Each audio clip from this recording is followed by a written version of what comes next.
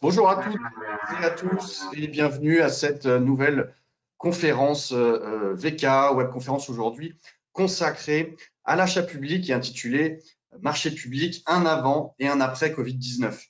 Événement organisé en partenariat avec l'APASP, l'Association pour l'achat dans les services publics. Alors comme chaque année, depuis maintenant 4 ans, nous sommes réunis avec nos invités pour dresser un bilan de l'année passée et faire le point sur ce qui nous attend pour l'année à venir en matière de commandes et d'achat public.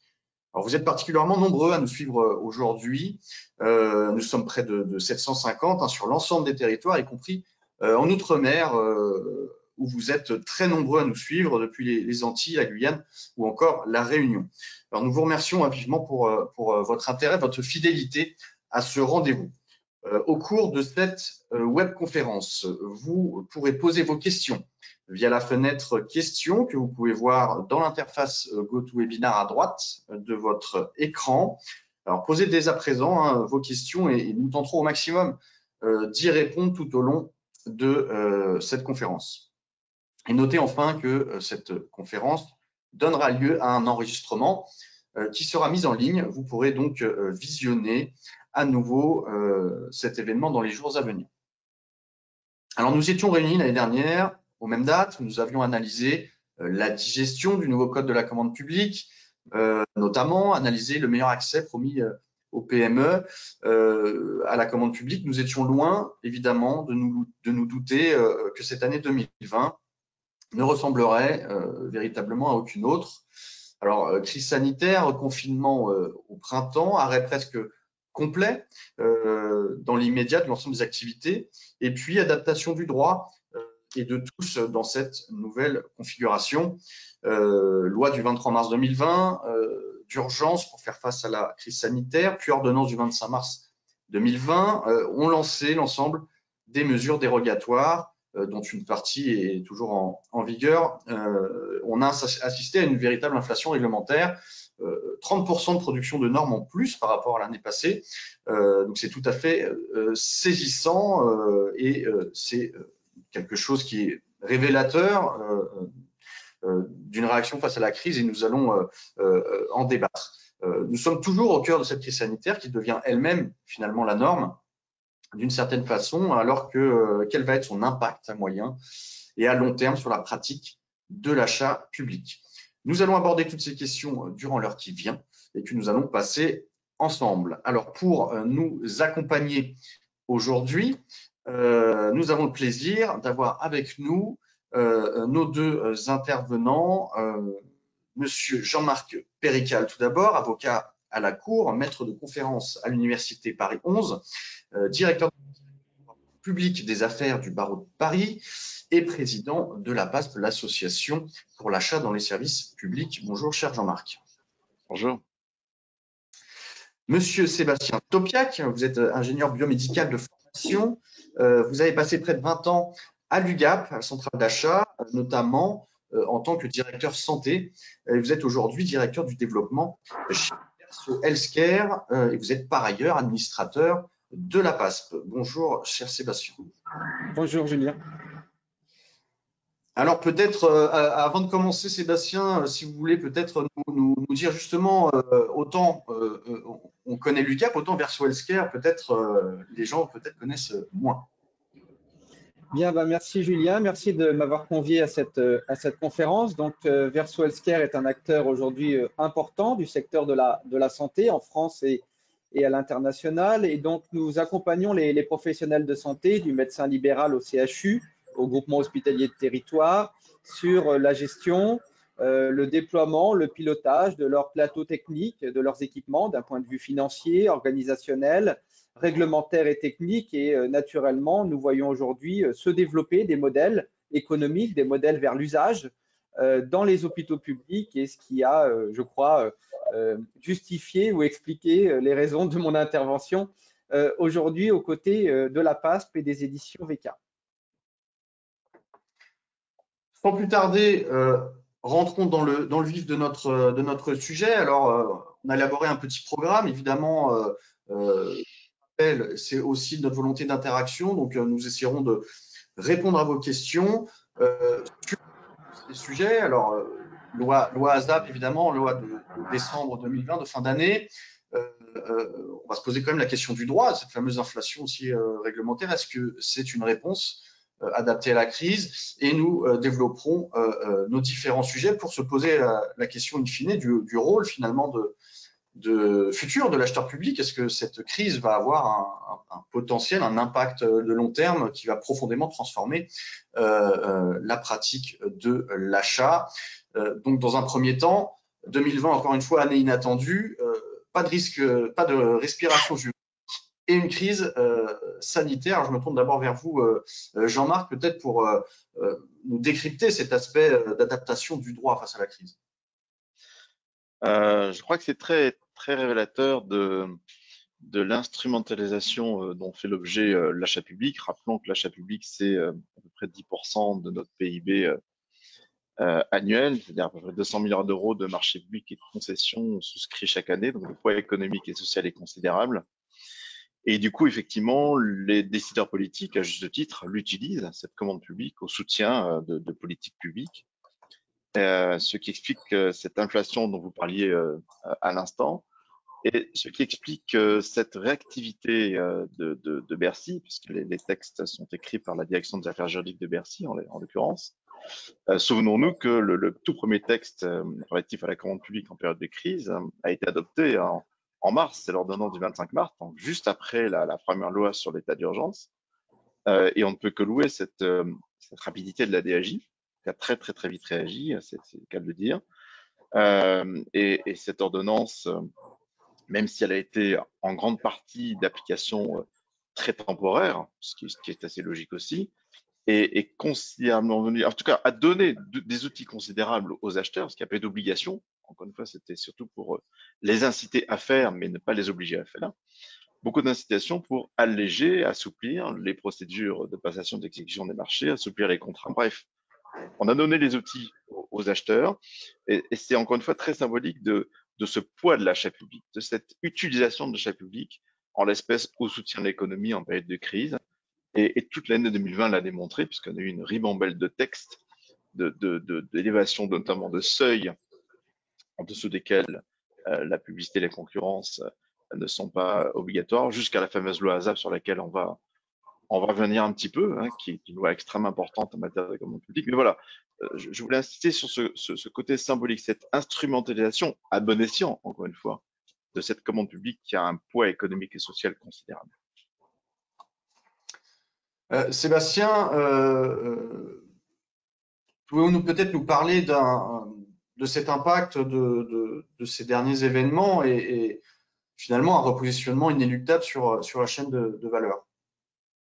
Alors, c'est important et je rejoins Jean-Marc sur son analyse juridique. Je pense que passé l'urgence et la crise, il faut désormais repenser l'achat public, repenser les contrats, surtout lorsqu'on parle de contrats qui durent 2, 3, 4 ans, les repenser différemment. On l'a vu, l'achat public a historiquement une approche très liée au prix, avec une volonté parfois d'aller vers le coût complet, d'y intégrer naturellement d'autres enjeux que le prix du produit ou le prix de la solution. Et je pense que désormais, il faut aller plus loin, et nous le vivons dans le secteur de la santé, j'en témoignais tout à l'heure, c'est-à-dire le service public, in fine, ce qui compte, c'est le résultat, c'est l'efficience, c'est la disponibilité. Ce n'est pas obligatoirement d'être propriétaire d'un bien ou d'une solution, c'est de penser usage, c'est de penser valeur, et nous sommes convaincus chez Verso Healthcare, mais de manière plus globale, que l'achat public, désormais, au travers d'outils qui existent, des marchés, les contrats globaux de performance, nous travaillons sur ces sujets en ce moment chez Verso Healthcare, sont des outils qui permettent, j'allais dire,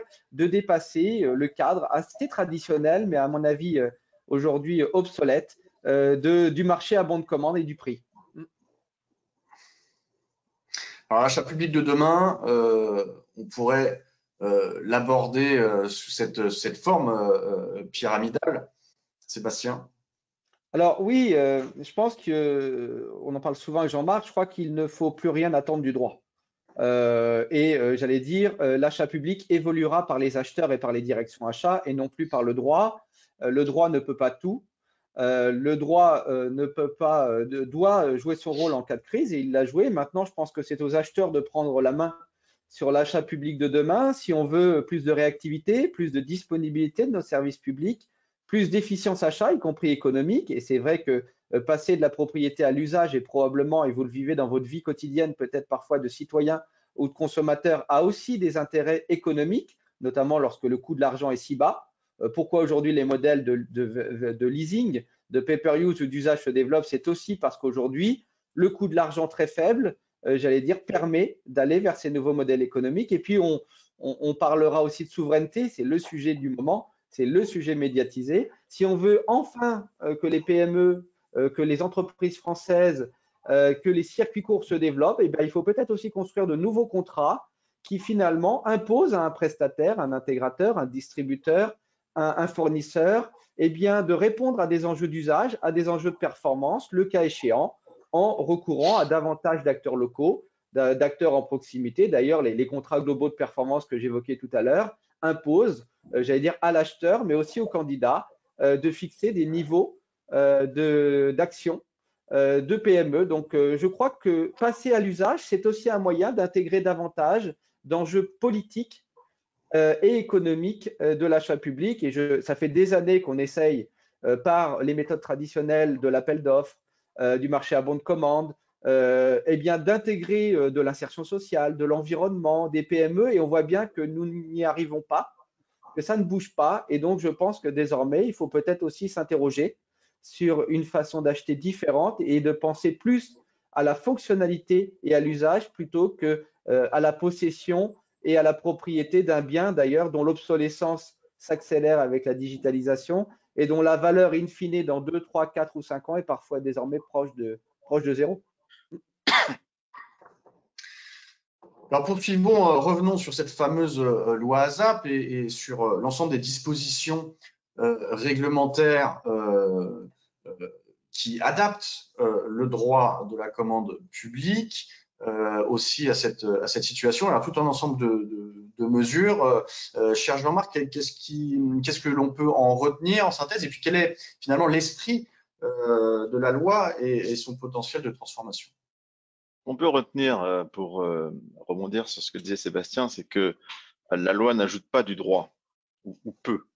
Je suis persuadé de mon côté que la norme juridique applicable au contrat de la commande publique, elle est arrivée à maturité. On a les grands principes, on a les procédures essentielles, et je ne vois pas comment on va pouvoir aller plus loin, effectivement, et aller plus loin dans la norme, dans le droit. Je me souviens, je le cite toujours, mais j'aime bien le citer, ce bouquin de Michel Crozier, qui était un sociologue des années 70-80, qui avait écrit à l'époque On ne change pas la société par décret. On est vraiment arrivé à ce stade dans la commande publique. Effectivement, on a plus à attendre de l'ingénierie juridique, de l'ingénierie contractuelle, que des textes qui, encore une fois, selon moi, qu'ils soient européens ou internes, sont arrivés à maturité, même si ici et là, on peut toujours expérimenter des petites choses comme dans l'innovation, par exemple. Et la loi ASAP est en plein dans cette logique. Elle n'amène pas du droit, elle assouplit les choses, ou plutôt elle permet, dans des circonstances particulières, d'assouplir les règles existantes. On va le voir un petit peu plus loin. C'est une loi qui confie, j'allais dire, les rênes au gouvernement, qui dit au gouvernement, quel qu'il soit, hein, c'est très net politiquement, bien sûr, ce que je dis, c'est une loi qui confie au gouvernement la possibilité d'intervenir très vite pour venir assouplir la réglementation applicable au marché public et aux concessions en cas de circonstances exceptionnelles ou en cas de motifs d'intérêt général impérieux. Mais c'est pas encore une fois une loi qui rajoute du droit. Alors certes, il y a des petites modifications, mais elles sont pour certaines temporaires. Il y a la fameuse modification du seuil des marchés de travaux. Alors il faut dire que on a eu pas mal de modifications de seuil depuis un an et les acheteurs ont quelquefois du mal à s'y retrouver. Alors au jour d'aujourd'hui, retenons quand même que pendant 2 ans, jusqu'à la fin de l'année 2022, le seuil des marchés de travaux est de 100 000 euros, ce qui veut dire que en dessous de 100 000 euros, la publicité et la mise en concurrence n'est pas obligatoire, à utiliser de manière raisonnable et raisonnée, bien sûr, de ne pas en profiter pour saucissonner les seuils, de ne pas en profiter pour toujours faire appel aux mêmes prestataires. Le Conseil constitutionnel a été saisi sur cette question à propos du projet de loi, donc ASAP, et à rappeler les règles prudentielles à respecter afin que les principes à valeur constitutionnelle, notamment d'égalité de traitement, ne soient pas remis en cause. Mais voilà, en première approche, effectivement, avant d'entrer dans un peu plus de détails rapidement, c'est pas une loi qui rajoute du droit, c'est une loi qui permet de venir l'assouplir de manière temporaire. Alors, nous allons faire réagir vous, chers auditeurs. C'est intéressant pour avoir aussi votre perception euh, de cette loi ASAP. Est-ce que cette loi a été une réponse juridique adaptée à la crise selon vous? Et après ce que vient de nous présenter Jean-Marc, est-ce qu'on pourra commenter les résultats de ce petit sondage? Nous vous laissons quelques secondes pour répondre à cette question avant de commenter ces résultats. Alors, vous êtes près de 70% à considérer que oui, c'est une réponse, la loi ASAP est une réponse juridique adaptée à la crise, et non à près de 30%. Qu'est-ce que ça vous inspire, Jean-Marc, ce petit résultat?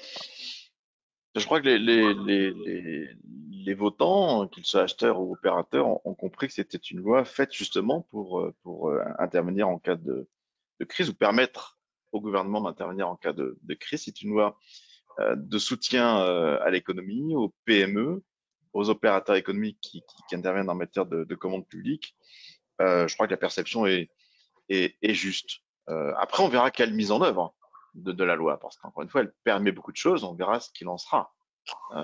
On offre des outils, on verra comment sont utilisés ces outils. Alors, Euh, plus en détail, effectivement, de l'ensemble des oui, rapidement, dispositions, hein. rapidement, effectivement, il y a le motif d'intérêt général.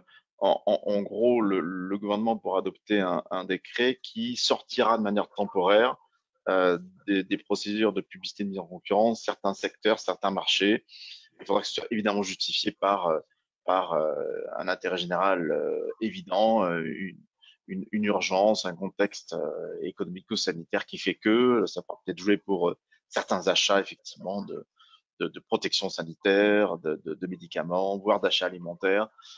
Mais c'est vrai que ça a été très discuté, voire critiqué, parce que la notion, le concept d'intérêt général est très large, et donc pour être susceptible d'interprétation, encore une fois, on verra un petit peu quelles sont les limites du recours à cette possibilité et ce qu'en feront les différents gouvernements qui vont se succéder. Mais l'outil est là, et il est très important. Hein. Pour motif d'intérêt général, on peut venir dire tel type de marché, tel type de procédure, il fera partie de manière temporaire des procédures non souscrites qui ne relèvent pas de la concurrence, de la publicité de la concurrence. C'est quand même assez considérable comme possibilité.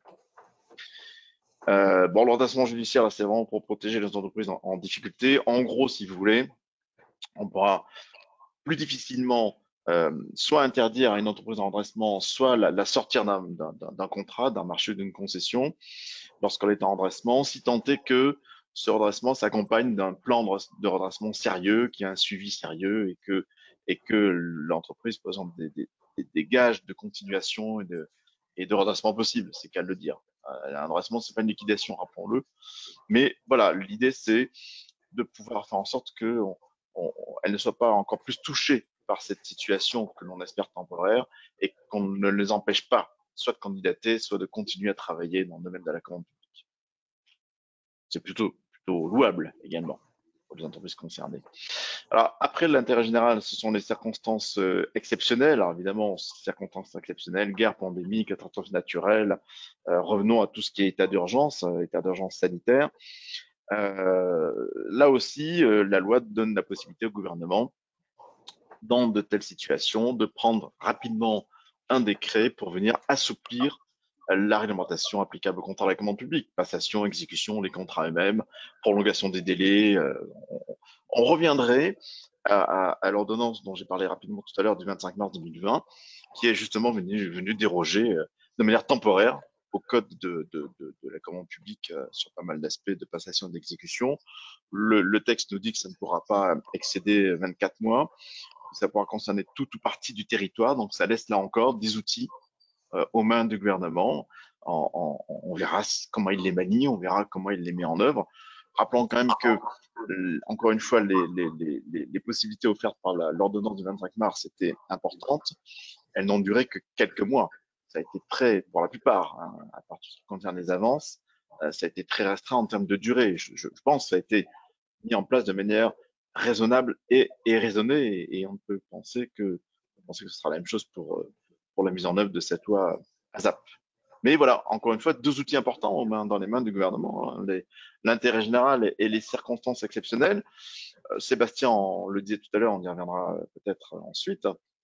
C'est comme si on se donnait la possibilité d'instaurer une sorte d'état d'urgence, pas permanent, mais quand même assez pérenne en matière de réglementation de commande publique. Et certains, c'est à débattre, hein, s'interrogent sur la justification de cette possibilité, de ces possibilités, et l'atteinte que ça peut porter justement au fameux grand principe de la commande publique, voire même certains remettent en cause l'existence du code de la commande publique. Je ne pense pas qu'il faut aller jusque-là, mais les outils sont là, en tout cas.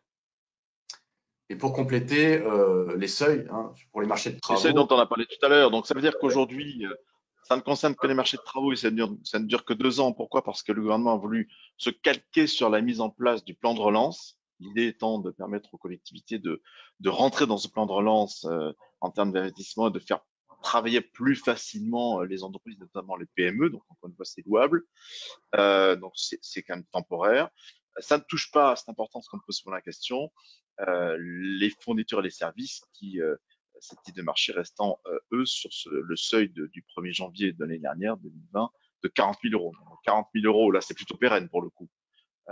Pour les fournitures et les services, on a donc 100 000 euros pour les travaux pendant 2 ans. Ça a été 70 000 pendant un petit laps de temps, de juillet jusqu'à la fin de l'année, et c'est passé à 100 000 à compter du 1er janvier 2021. Voilà. Est-ce que ce relèvement des seuils, chaque fois plus important, est de nature à favoriser l'accès des PME ou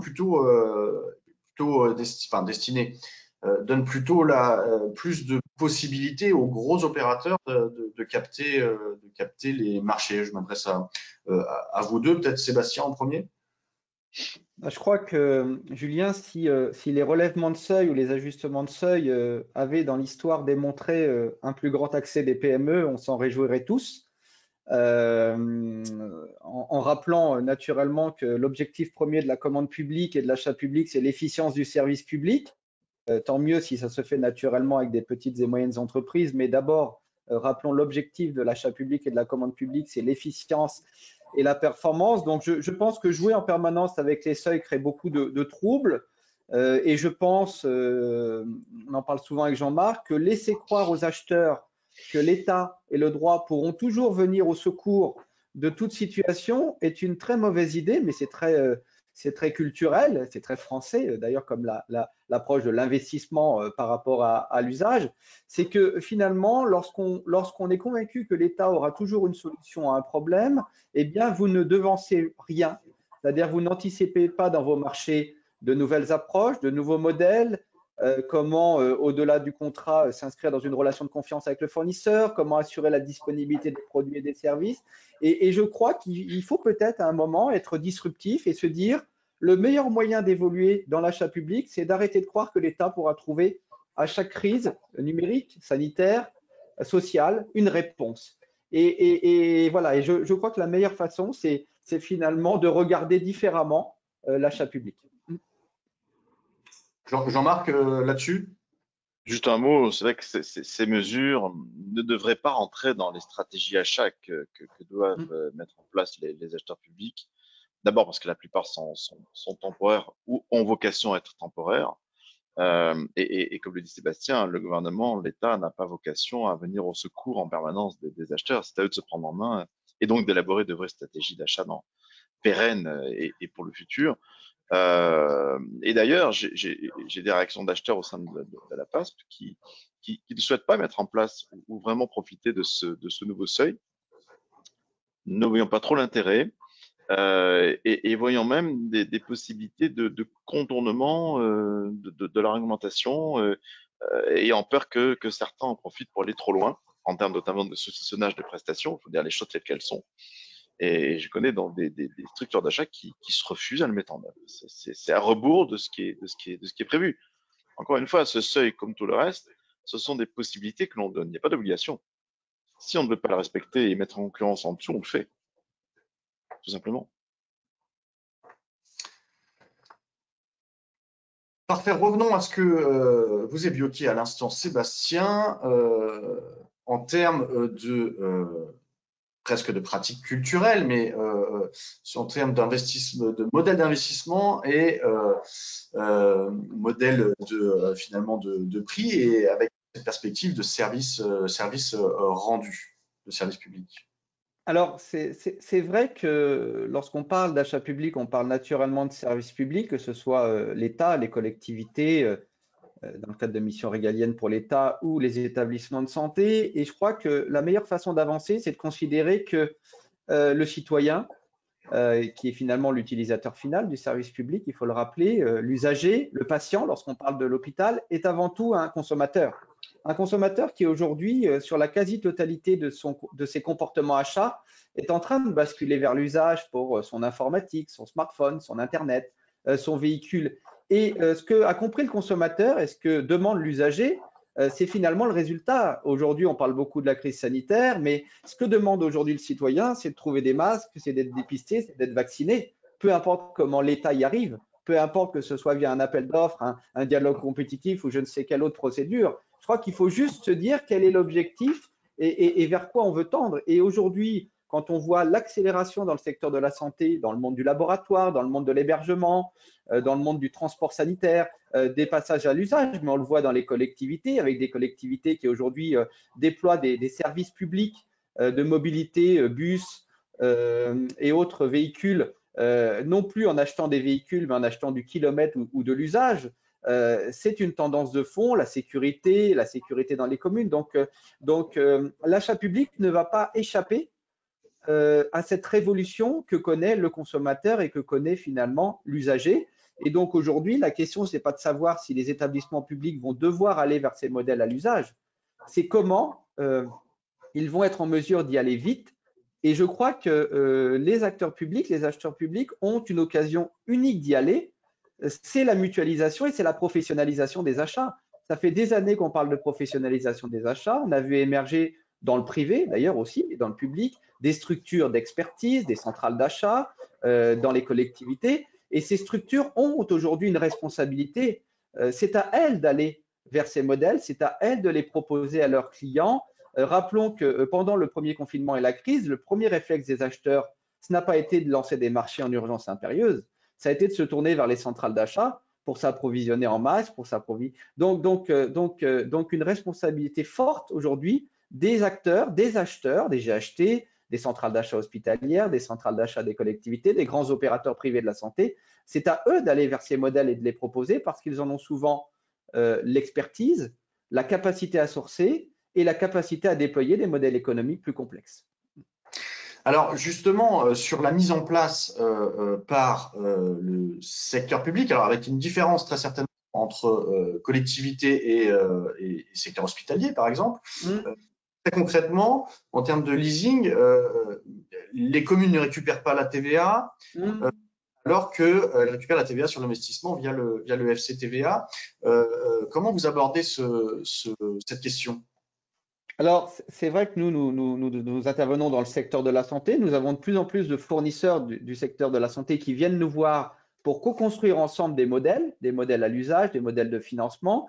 Les établissements privés viennent également nous voir. Je pense qu'on a un problème culturel, c'est-à-dire qu'on est dans un pays de la propriété, on est dans un pays de l'investissement. D'ailleurs, les règles juridiques, budgétaires et fiscales sont encore en faveur de l'investissement. Moi, je rencontre beaucoup d'acheteurs publics qui ont encore cette image totalement erronée de le financement, c'est plus cher.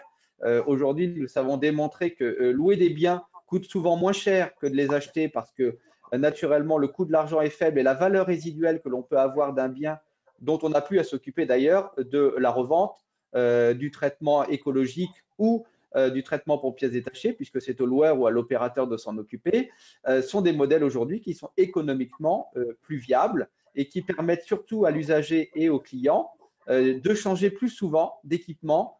Et aujourd'hui, quand on voit la digitalisation s'accélérer, et cette slide le montre bien, merci Julien, c'est-à-dire qu'aujourd'hui, le cycle de vie d'une solution n'est plus celui de l'équipement. Aller vers le bus électrique dans une collectivité ou le bus à hydrogène, j'allais dire, on peut s'interroger sur le fait d'investir dans une technologie, dans un bien qui naturellement peut voir son prix divisé par 2 dans 2 ans. Regardez le marché des véhicules électriques. Vous avez aujourd'hui sur le marché des véhicules électriques des véhicules d'occasion qui coûtent plus cher que le neuf. Pourquoi? Parce que ce marché qui s'installe crée de la concurrence et un bien qui valait 100 il y a 2 ans vaut 70 aujourd'hui ou 69. Et donc, si vous investissez dans ces biens, eh bien, naturellement, jamais vous ne pourrez amortir correctement et donc passer à l'usage. Et cette slide le montre bien. Aujourd'hui, une solution, c'est de la data, c'est de l'application, c'est du stockage de données, c'est du consommable. Aller investir dans des caméras dans une collectivité, aller investir dans des bus à hydrogène, aller investir dans un hôpital, dans des laboratoires, on peut s'interroger avec des technologies qui, dans 2, 3 ou 4 ans, seront particulièrement remises en cause, obsolètes. Donc ça, c'est une vraie évolution de la société et le citoyen et le consommateur ne s'y est pas trompé. Si le citoyen évolue vers ces modèles, lui-même va vouloir évoluer lorsqu'il sera au bureau le matin. Et d'ailleurs, vous m'en parliez avant cette conférence. La crise montre bien aussi les limites de ce modèle. Où vous prenez l'exemple des respirateurs par exemple. Effectivement, la crise où on a un besoin immédiat et rapide de matériel, mais qui potentiellement a une durée de vie, un usage très limité. Confier, par exemple, ça c'est un sujet sur lequel on travaille, si les hôpitaux avaient confié à un opérateur, j'allais dire, la disponibilité et le caractère opérationnel de leur service de réanimation, eh bien, il est beaucoup plus facile pour un opérateur de déployer très rapidement 10 lits de réanimation supplémentaires, des équipements et peut-être même d'ailleurs du personnel et de la formation, qui est un enjeu majeur quand on parle de réanimation, plutôt que de courir, j'allais dire, aller acheter à l'autre bout du monde en urgence des équipements dont là, naturellement, le prix a été multiplié par 2 ou par 3 en quelques semaines, équipements qui aujourd'hui ou dans un an n'auront peut-être plus aucun intérêt en matière d'usage. Donc, quid de ces ventilateurs, quid de leur maintien en condition opérationnelle, quid de leur utilisation dans 4 ans ou jamais, parce qu'il n'y aura peut-être jamais, et on le souhaite tous, de nouvelles crises sanitaires. Et donc aujourd'hui, sur des sujets critiques, les missions régaliennes, la sécurité, le sanitaire, la mobilité, il faut, je crois, vraiment s'interroger vers d'autres modèles aujourd'hui, d'autres modèles d'achat et d'autres modèles donc contractuels. Alors là, vous l'avez dit, hein, on a abordé toutes ces questions, Sébastien. Par contre, ce qui est intéressant peut-être de développer, c'est l'aspect recours à des entreprises de proximité et développement aussi des circuits courts pour avoir une performance aussi économique de son achat. Alors, c'est un point essentiel. C'est vrai que l'achat public est encore trop considéré comme une dépense. Et c'est peut-être pour ça qu'on est encore très accroché aux critères prix d'ailleurs et au prix. Je crois qu'il faut un moment, et d'ailleurs la crise nous l'a montré, considérer l'achat public comme un investissement dans l'avenir. Et quand on parle de modèles à l'usage, ce sont des modèles qui coûtent potentiellement plus cher au début, parce qu'il faut repenser les organisations, repenser les structures, repenser les modèles économiques, repenser les modèles juridiques. Mais in fine, ce qui compte, c'est bien d'être dans un modèle plus prédictif, plus préventif, et c'est le cas de la santé, et d'anticiper ces crises. Et donc aujourd'hui, probablement que ces modèles à l'usage favorisent aussi l'accès des PME, favorisent des circuits courts.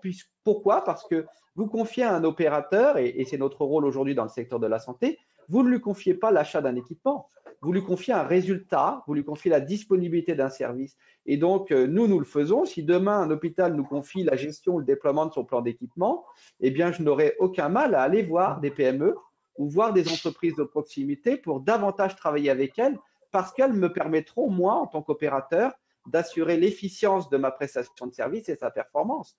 Et les pouvoirs publics l'oublient souvent. Ces nouveaux modes de contractualisation, ces nouveaux marchés sont des accélérateurs et des catalyseurs d'accès aux PME. Et je crois qu'il faut peut-être aujourd'hui tenter cette révolution de l'achat public pour enfin favoriser l'achat local, l'accès des PME, les circuits courts.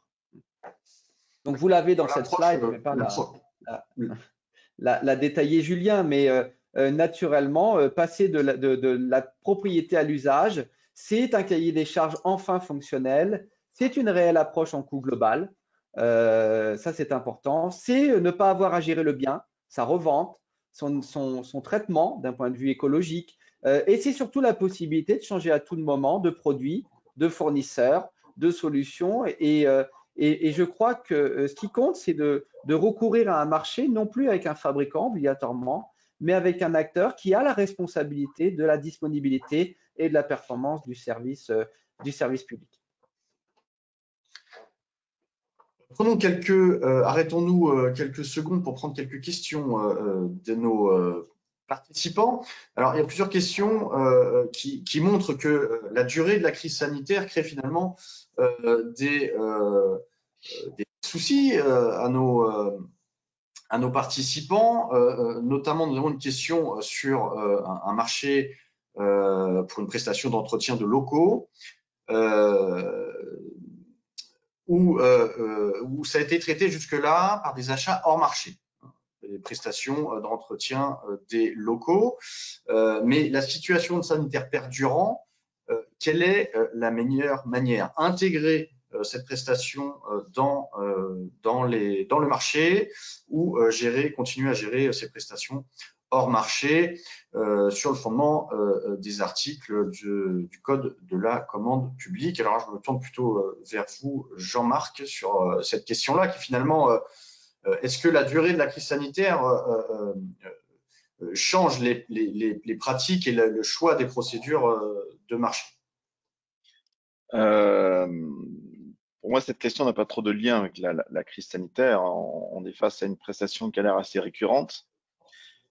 Qui se commande, j'ai l'impression, hors procédure, en tout cas procédure formalisée.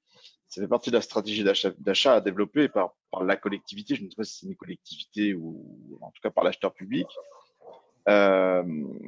Si c'est vraiment une procédure, c'est peut-être de nettoyage qui se répète dans le temps, qui est récurrente, mais il faut pouvoir la contractualiser dans le temps, trouver le bon contrat, peut-être un marché à bon de commande en fonction des besoins. Mais je crois que en termes stratégiques, qu'il y ait crise ou pas, il faut que l'acheteur réfléchisse à ma prestation dans les 2-3 ans à venir, comment je la vois, comment je peux la solidifier, la sécuriser dans le cadre d'un contrat peut-être souscrit avec plusieurs prestataires et sortir peut-être de cette non contractualisation, en tout cas formalisée, pour pouvoir sécuriser mon achat. Peut-être qu'encore une fois, la crise va permettre d'accentuer de telles réflexions, mais il est peut-être temps de les mettre en œuvre en tout cas.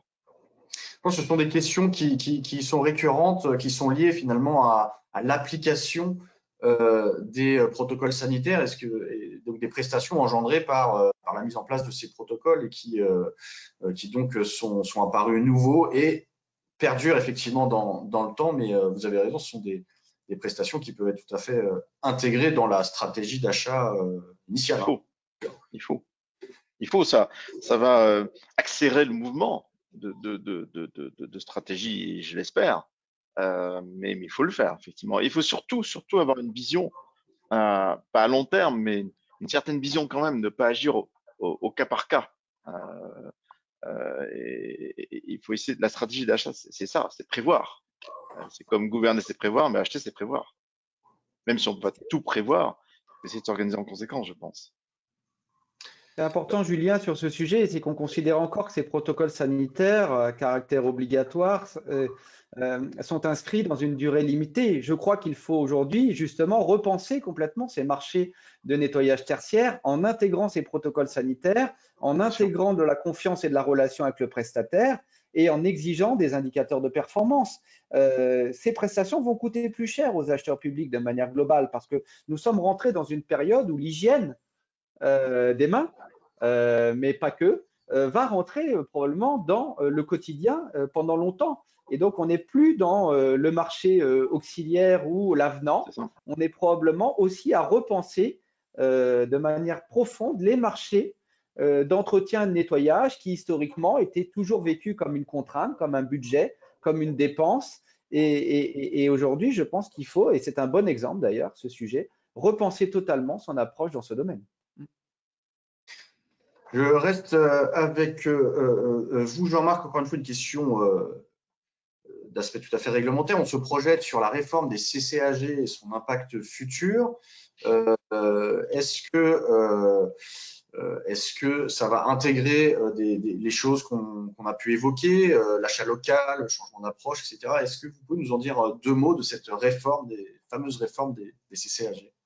Le mieux, c'est de s'adresser à la DRJ. On est en cours de discussion. Les modèles de CCAG ont été divisés partout et je pense que je ne peux qu'inciter les acheteurs à aller voir et à réagir sur ces modèles, en tout cas sur les modèles de CCAG qui les intéressent, qu'il y en a 6. Et c'est vrai que travailler sur les 6 en même temps, c'est peut-être beaucoup de temps. Mais au moins les identifier. Les CCAG ne seront pas là pour répondre ce sont des modèles de clauses, des modèles de contrat. Ils ne sont pas là pour répondre aux problématiques d'achat local, aux problématiques du circuit court, aux problématiques de stratégie d'achat. Et ce sont des outils parmi d'autres. C'est vrai que ici et là, ce sont quand même des cahiers qui traduisent des volontés politiques, des choix politiques, notamment pour les achats verts. Il y a quand même pas mal de clauses qui sont introduites dans ces CCAG qui vont favoriser les achats verts, l'insertion sociale. On sent quand même l'impact de ces politiques. J'insiste quand même sur un point, c'est que ce sont des cahiers, ce sont des modèles. À chaque acheteur de s'en inspirer, mais pas nécessairement de les appliquer de manière automatique. Ce sont des modèles inspirants, ce ne sont pas des modèles obligatoires. Voilà, mais il ne faut pas leur donner plus d'importance qu'ils n'en ont. Ils ne sont pas là pour répondre à toutes ces problématiques que l'on vient de voir que Sébastien a développées à l'instant. Alors, vous avez rappelé, Jean-Marc, en introduction de cette webconférence, le poids de la commande publique dans la production et la richesse nationale. En termes de futur rôle de l'achat local, du rôle de l'acheteur, on compte beaucoup sur la commande publique pour relancer l'économie dans les plans de relance. Et il y a aussi un objectif, effectivement, d'achat local, d'achat vert, vous avez pu le rappeler, voire de clauses liées à l'emploi, à l'insertion pour l'économie et le développement du tissu local. Que pensez-vous de ce rôle de développement économique et de ce rôle économique et social de l'acheteur? Et est-ce que, deuxième question, finalement, est-ce que ceci n'est pas ne va pas engendrer un surcoût aussi pour l'acheteur public en intégrant l'ensemble de ces nécessités? Alors peut-être Sébastien d'abord, Jean-Marc ensuite. Bah, je crois que la crise nous l'a démontré, et pas que d'un point de vue sanitaire. Plus que jamais, nous avons un enjeu de souveraineté sur des services publics essentiels, qu'ils soient liés à la sécurité, qu'ils soient liés à la mobilité, qu'ils soient liés à la donnée. On n'a pas évoqué les enjeux de données publiques, de données de santé et autres, mais on voit tous les débats aujourd'hui sur la souveraineté du cloud ou des sujets comme ça. Donc, si on continue à considérer l'achat public comme une dépense, oui, la réponse est oui. Ces nouveaux modèles d'usage, le recours parfois à des prestataires de proximité ou à d'autres acteurs à plus forte valeur ajoutée peuvent, à l'instant T, engendrer un surcoût. Mais si on veut vraiment, à un moment, construire demain, développer des emplois, développer l'économie, eh bien, ce surcoût n'est probablement rien par rapport à la valeur que ça crée, que l'on crée économique en matière d'emploi, en matière d'insertion sociale. Donc, et là, ça dépasse l'acheteur. Ça fait des années, moi qui ai passé 20 ans à l'UGAP, ça fait des années qu'on dit à l'acheteur, il faut acheter local. La question, c'est pas l'acheteur. La question, c'est au-dessus. La question, c'est la direction des achats, c'est les pouvoirs publics. On ne peut pas à un moment, je le dis toujours, je l'ai souvent dit dans mes interventions, le lundi vouloir acheter pas cher, le mardi être écologique, le mercredi favoriser les PME, le jeudi acheter innovant. et le vendredi faire une synthèse de tout ça. À un moment, il faut un vrai axe politique sur l'achat public, c'est-à-dire et de dire à un moment, on investit beaucoup, on le sait. On a beaucoup investi ces derniers mois et on peut s'interroger sur la dépense publique d'ailleurs de ces derniers mois, qui en cas de crise d'ailleurs est disproportionnée parce qu'on n'a pas toujours anticipé. Donc, ce sont des choix politiques que l'État devra prendre au-delà du droit et expliquer aux collectivités, aux hôpitaux que eh bien, les budgets provisoirement sont plus importants pour permettre justement d'initier des approches plus globales. Voilà, donc il faut arrêter un moment probablement d'avoir des injonctions contradictoires permanentes, qui est de dire l'achat public a un rôle politique, mais aussi ne doit pas coûter trop cher. Donc à un moment, il faut une bonne fois pour toutes sortir peut-être du débat. Jean-Marc, agir sur ce point? Pour compléter ce que dit justement Sébastien, l'achat public est peut-être un peu victime de son succès aujourd'hui. On entend beaucoup parler, il est partout. On réalise enfin l'importance, encore une fois, économique, sociale et politique de l'achat public. Peut-être pas trop demander aux acheteurs, effectivement, ne pas être trop contradictoire. C'est un sujet, un exemple qu'on a vécu avec Sébastien, surtout lui, à l'époque, parce qu'il en faisait partie, donc je n'ose pas en parler, mais je me souviens d'une friction il y a quelques années entre l'État et l'UGAP, où le ministère de l'économie et des finances avait demandé à l'UGAP le plus possible d'acheter français, de favoriser le Made in France. Et l'UGAP disant, mais je veux bien, mais je suis soumis à des règles, notamment européennes, d'achat, à des grands principes qui font que je ne peux pas uniquement acheter local et français. Et cette contradiction entre le souhait politique et la réalité juridique, quelquefois difficile à dépasser. Et l'acheteur public est soumis quotidiennement à ce type de contradiction. Je peux comprendre que le maire d'une commune aille voir son acheteur, son directeur des achats, en lui disant arrêtez de passer des marchés, de faire venir des entreprises de l'extérieur, faites travailler les entreprises qui sont sur notre territoire. C'est un ordre politique que je vous donne. Parce que l'achat va lui répondre, mais je ne peux pas tout faire. Je suis soumis à une réglementation qui existe. Difficile de trouver l'équilibre entre tout ça. Maintenant, quand je dis que l'acheteur est victime de son succès, peut-être qu'on en demande trop. Peut-être qu'on lui demande de travailler sur des objectifs qui ont tendance à s'éloigner de l'achat proprement dit. On a un bel exemple en ce moment. On a la loi en cours de discussion au Parlement sur les principes républicains, je simplifie.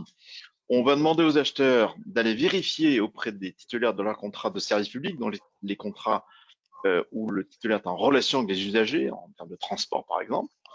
Et donc l'acheteur va aller vérifier que les titulaires respectent pleinement les grands principes républicains liés à la neutralité, l'égalité de traitement des candidats, le respect des opinions de chacun, et on devra prévoir des sanctions dans les contrats à la clé. Donc si vous voulez, plus on avance et plus on demande des choses aux acheteurs, notamment dans le suivi de l'exécution de leur contrat, c'est peut-être beaucoup et peut-être qu'on perd un peu l'essentiel, qui est quand même d'acheter de la manière la plus efficace et efficiente possible, comme disait Sébastien tout à l'heure. Merci Jean-Marc pour ces commentaires. Alors, deuxième question, sondage, nous vous faisons réagir à nouveau, chers auditeurs. Après ce qu'on vient de dire pendant ces 45 premières minutes, pensez-vous faire évoluer drastiquement vos pratiques en matière d'achat public suite à cette crise? Pensez-vous qu'elle sera suffisamment impactante dans vos pratiques pour qu'il y ait une évolution de votre rôle et des pratiques en matière d'achat? Nous vous laissons quelques secondes pour répondre à cette question. Alors, vous êtes 70% à nous répondre non, 30% oui. Alors, ça appelle évidemment des commentaires. Sébastien, est-ce que c'est la grande proportion de non qui est à commenter, ou plutôt un 30% de nos acheteurs qui nous écoutent, qui pensent véritablement évoluer dans leur pratique? C'est, Julien, la grande proportion de oui qu'il faut saluer à 30%. Et bien évidemment que le même sondage il y a 1 an, il y a 2 ans, aurait probablement conduit à 5% de oui. Si 30% des personnes qui nous écoutent et que l'on remercie se disent qu'ils vont changer drastiquement, parce que le mot est fort, leur pratique achat, eh bien, c'est une excellente nouvelle et je ne peux que les encourager dans ce sens parce que ces 30% d'acheteurs montreront la voie à l'achat public et à 30%, je ne sais pas si on atteint une forme d'immunité, un peu comme dans la crise, mais une forme de… Mais 30%, c'est énorme. Donc oui, bravo. Bravo et je le dis, les acheteurs peuvent faire bouger l'achat public, qu'ils soient gros, petits, qu'ils aient des petits volumes d'achat ou que ce soit des centrales d'achat. Voilà, l'innovation, l'intelligence n'est pas le propre des très grands acheteurs. Et donc oui, c'est une excellente nouvelle et je me réjouis de ce sondage. Alors, ça nous emmène à notre débat plus prospectif sur le rôle finalement de l'acheteur public de demain qu'on a commencé à dessiner à l'instant.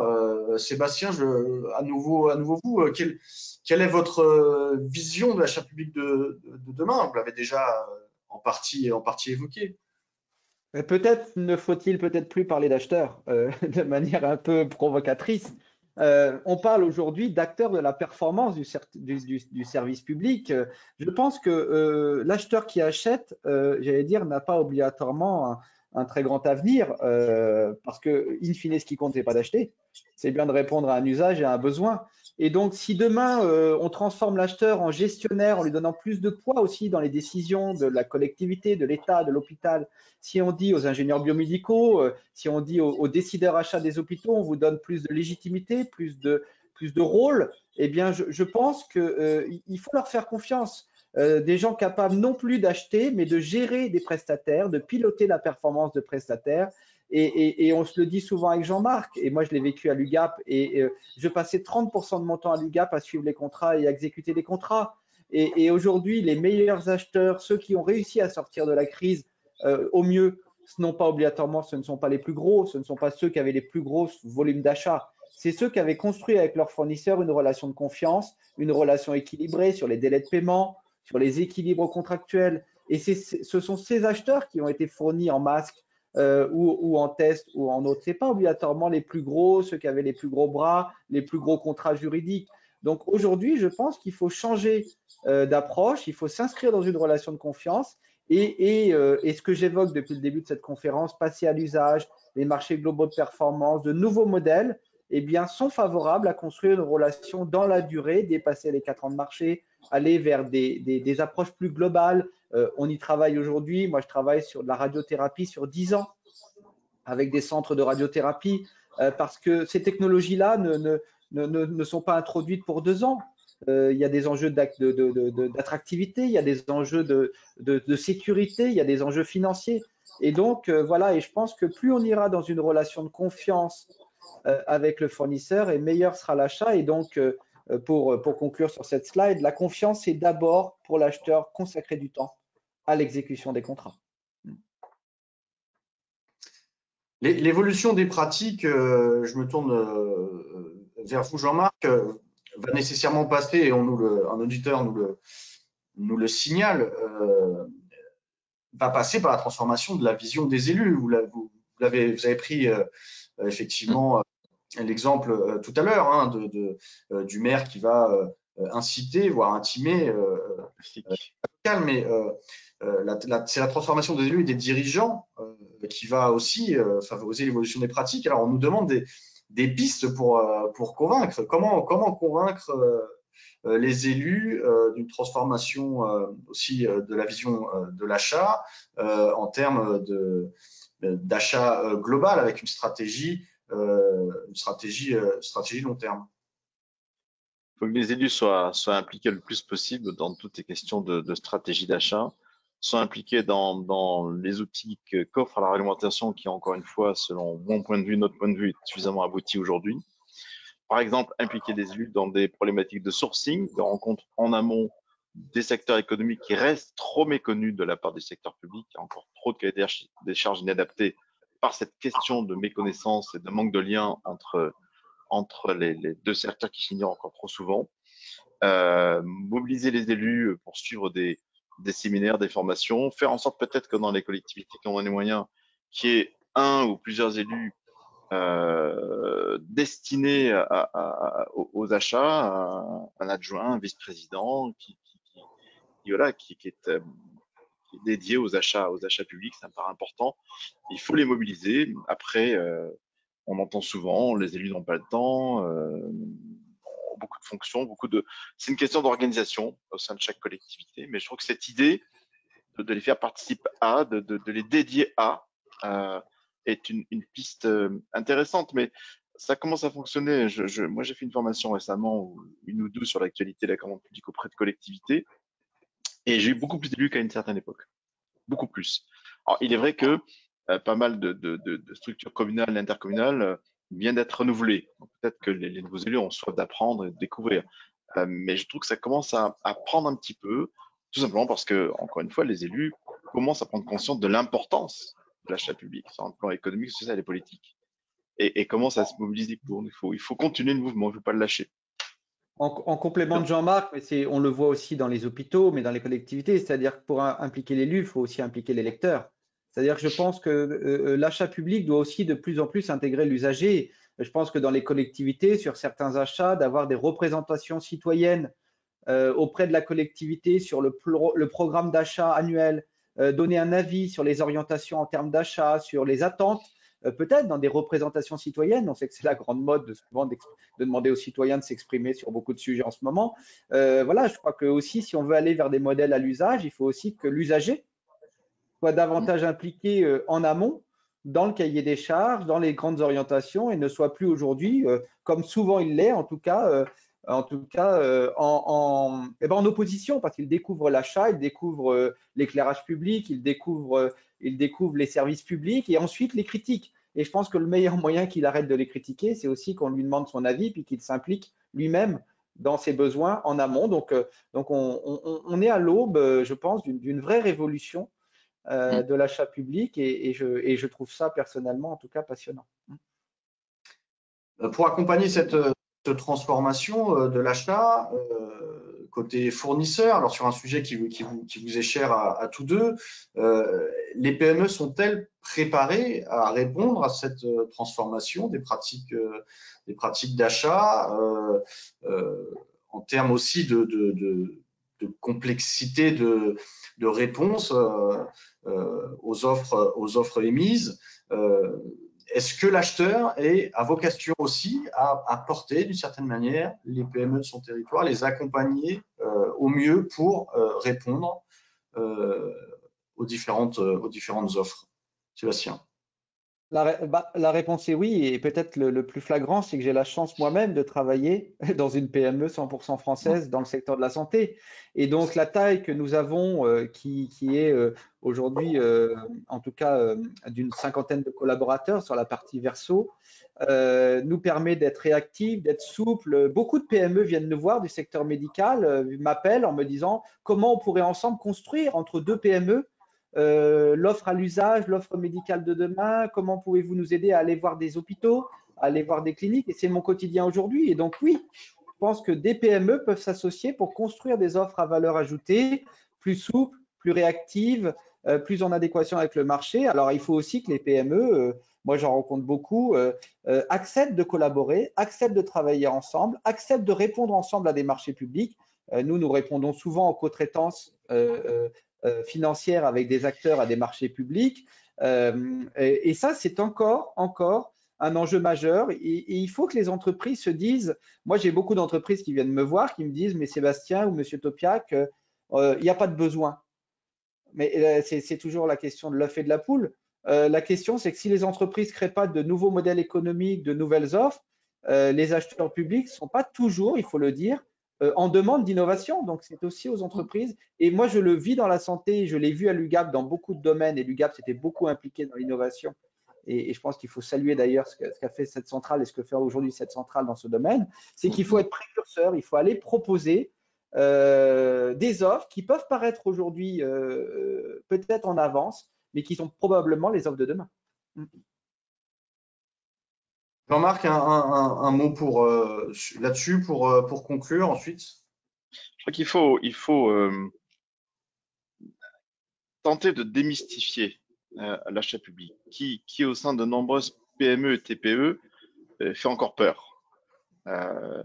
Pour beaucoup, l'achat public, c'est un peu le côté sombre de l'administration, le côté contraignant, le côté inégal. C'est là où il y a des prérogatives de puissance publique. Il y a encore cette vision américaine, hein, qui est très, très, très présente. Il faut le rendre plus proche, plus accessible, effectivement, comme disait Sébastien, favoriser des réponses communes des PME, favoriser encore une fois le sourcing, les rencontres, les discussions entre des secteurs qui s'ignorent trop. Mais il y a un point qui reste important, ça a été évoqué tout à l'heure, mais s'il n'évolue pas, on pourra tout essayer, mais ce rapprochement n'aura pas lieu tant que les délais de paiement ne seront pas respectés par les acheteurs, même s'il y a des évolutions, des progrès ici et là, ce rapprochement PME achat public ne fonctionnera pas. Ça, c'est certain. C'est certain. Et la crise l'a démontré. Et, une institution comme la médiation des entreprises a beaucoup œuvré pour porter la bonne parole aux acheteurs et les inciter à continuer à payer de manière régulière leurs prestataires. Ça n'a pas toujours été le cas et ça n'a pas aidé dans cette relation de confiance à établir avec les entreprises, notamment les PME. Donc, s'il y a vraiment un point sur lequel il faut, me semble-t-il, travailler, c'est celui-là. Eh bien, merci, cher Jean-Marc. Nous arrivons au terme de cette webconférence particulièrement riche. Évidemment, vous pouvez retrouver, pour nos abonnés, hein, retrouver les fiches de l'intégrale marché public VK, sur laquelle intervient notamment Sébastien Topiac sur toutes les pratiques destinées à l'optimisation des directions achats. Donc sur tous les thèmes que nous avons abordés aujourd'hui, retrouvez vos contenus à jour, notamment de la loi ASAP. Retrouvez ça sur vos abonnements. Pour tous ceux qui ne seraient pas encore abonnés à nos solutions, si vous souhaitez avoir plus d'informations sur tous nos services intégral marché public, n'hésitez pas à nous le dire, nous ferons un plaisir de vous recontacter.